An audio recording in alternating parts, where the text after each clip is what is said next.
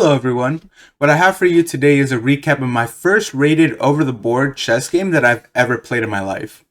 So this was a game at a tournament called the December Open held at the ASU Chess Club. And like I said, this is my first ever over-the-board game that I've ever played. I think at this point I had been playing for about a year or so. I had about 1,000 games on chess.com at this point, so I wasn't like a noob. I knew a bit of chess, but at the same time, it's it is different playing over the board than it is over the computer screen. And my opponent for this game is actually a 6-year-old. I actually don't know if he's six. He couldn't have been older than 8. He was really young, but he looks 6, so I'm just gonna call him a 6-year-old, right? So, at this point in my chess career, if you could call it a chess career, I was definitely an E4 player. I played D4 a little earlier. I played the London system as a young beginner. It's just a really good opening for beginners. It teaches you a lot of good fundamentals, and the lines are really easy to learn. But at this point, I had transitioned to E4, and my main repertoire was just going into the Italian and playing something tricky, and some might even call gimmicky, like the Evans Gambit or even like the fried liver, right? And we will see one of those games happen in this game.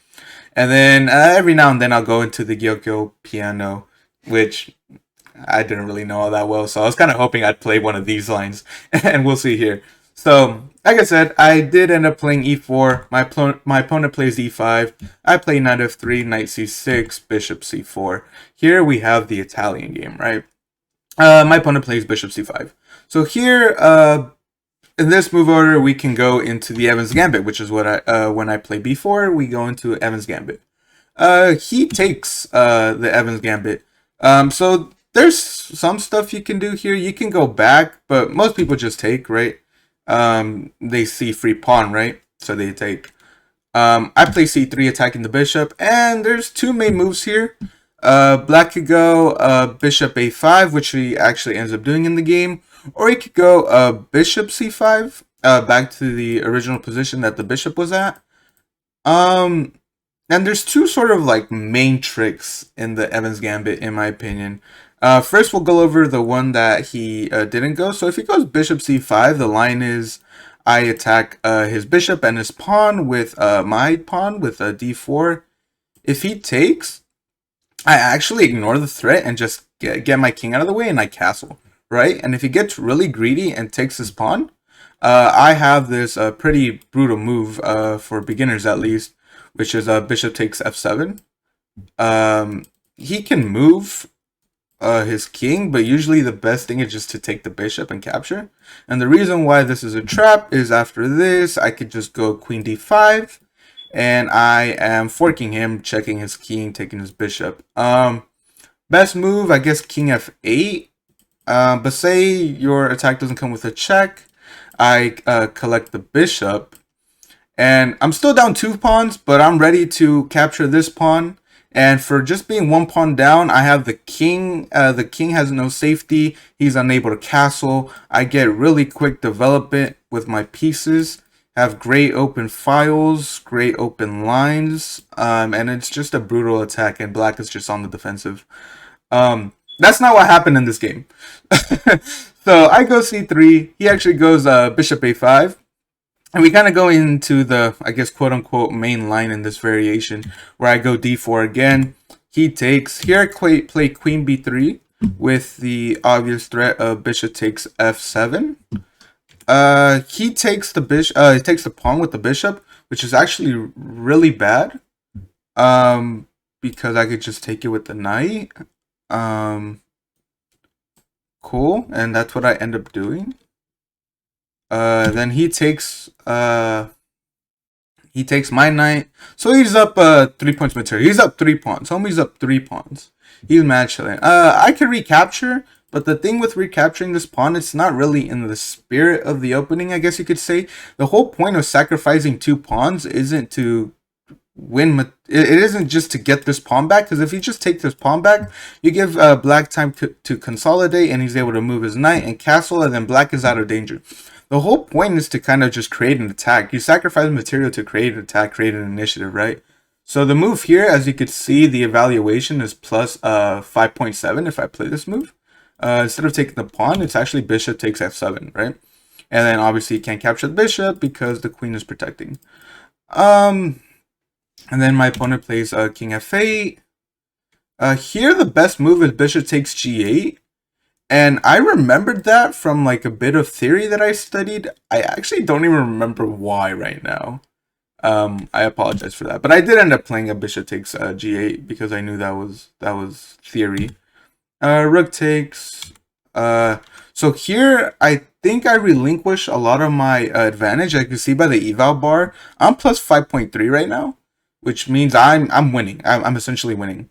And the only reason I'm plus 5.65 is if I play knight takes g5.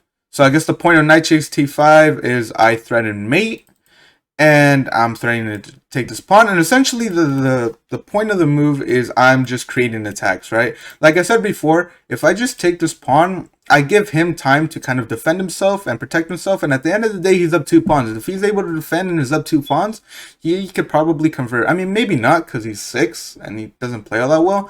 But at a certain level, if you just give your opponent more material, they're just going to end up winning. So I misplayed this. I took the pawn. And as you see, we went from plus 5.5 to 1.5. We relinquished a lot of our advantage. We're still winning because he has a really weak queen, weak king, and it's going to take a while for him to defend. And while he's defending, I can attack. But still, we relinquish a lot of our advantage here. Plays queen e7 to try to just develop his pieces out. I play bishop a3. Obviously, he can't move his queen. The only way he saves his queen is to play d6, which is actually what he ends up doing. Cool. I castle, temporarily sacking this pawn. But again, to me, it's fine because I could attack his queen with tempo, bring my other rook in, and then once that, if he takes this pawn, his queen is getting chased around, and all my pieces are now come to the party. There's not a single piece that isn't active. So giving up that pawn isn't such a big deal. He takes the pawn. I move my rook, just like I said. He moves his queen. Here, there's the best move is, like I said, rook ad1. Just continuing to attack his queen. I actually didn't do that because I'm gonna be honest. I don't know why I didn't do that. I ended up moving the other rook. Why? I don't know. I wish I could tell you. And as you can see, a lot of my advantage just went away. In this position, I was up plus 7.5, right? And just moving the wrong rook, I am down to plus 1.3. So here I am making like pretty big, I mean, I'd call them mistakes. They're not even inaccuracies. They're just mistakes. I should be playing better. I guess I was afraid. I guess if I was afraid if I went here, he'd take my pawn. I think I should just let that go because I have a massive attack on his king. If he just decides to go pawn hunting, and I just didn't see that. But anyways, I go rook d1, goes queen f5. I attack his queen, and as you see by the eval bar, that is a pretty bad move.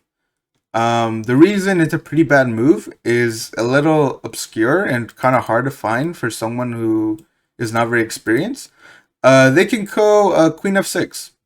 And the whole point of queen f6 here is I am attacking your knight and I am attacking your queen. So if you move your queen, I take your knight. If you move your knight, I take your queen. Okay, that makes sense.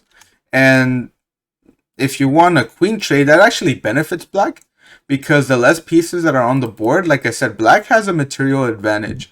So if you could get queens off the board and get some minor pieces off the board, at the end of the day, black is up 2 pawns, and he's probably going to end up winning that endgame.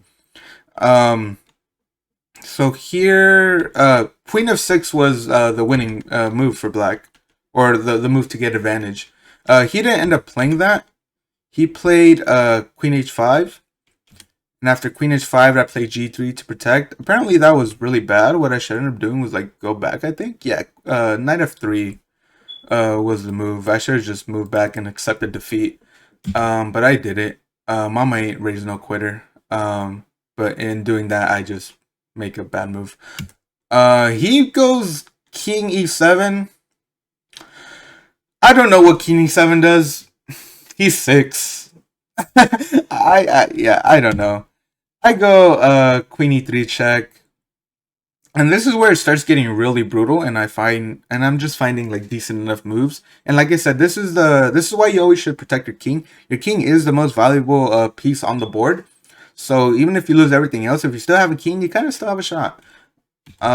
He blocks with the knight, so this is a really bad move. And the reason why it's a really bad move is because your knight is pinned to your king, right? So you can't move this knight. So if you can't move this knight, if I attack it, I'm able to win it. So the winning move here, as you can see by the evaluation here, is f4, which is what I end up playing. I see that the knight is pinned to the king, and I know if I attack it with a pawn, especially something that's worth less, like a pawn, I'm able to win it. He goes bishop g4 here. That's not a big deal to me because I could just move my rook. Once I move my rook, now I'm threatening to infiltrate my rooks, and he still has a hanging knight. So it is kind of just, you know, all out. Wait, hold on. I'm +7 here. Then after moving my rook, I'm +2. Why? Computer says just take the knight and ignore the rook. Wait, no? F takes e5. Yeah. Wait, why? I could just do this. And then if you take, double check? Oh, double check. Look at that. And then if he goes here, I go here. And then if he goes here, like, yeah, I'm just coming in. Okay. It's just a matter of technique, I guess. And I didn't do that correctly. I just moved my rook. It's all still winning, but that's definitely a lot more cleaner, and you can see a lot of my inexperience, not just taking and calculating. I have 55 minutes. I think at this point, like, I probably have somewhere around like 40 minutes. Like, I'm definitely like not, I definitely have time, and I just don't use it, but it's not the biggest deal in the world, I guess. He moves his bishop back. I just take his knight because it's free. He moves his king. He's just trying his best to just get his king out of there. But playing king 7, way early on just did him no favors. And just not protecting his king. I take pawns because I can. He takes. I think here my whole idea is to kind of just. I see this pawn is weak. I see this pawn could be weak if I could line up some sort of attack, or just even here is fine. Since the bishop is x-raying it. I move my rook, attack the pawn. He moves that rook, and that ends up being the fatal blow.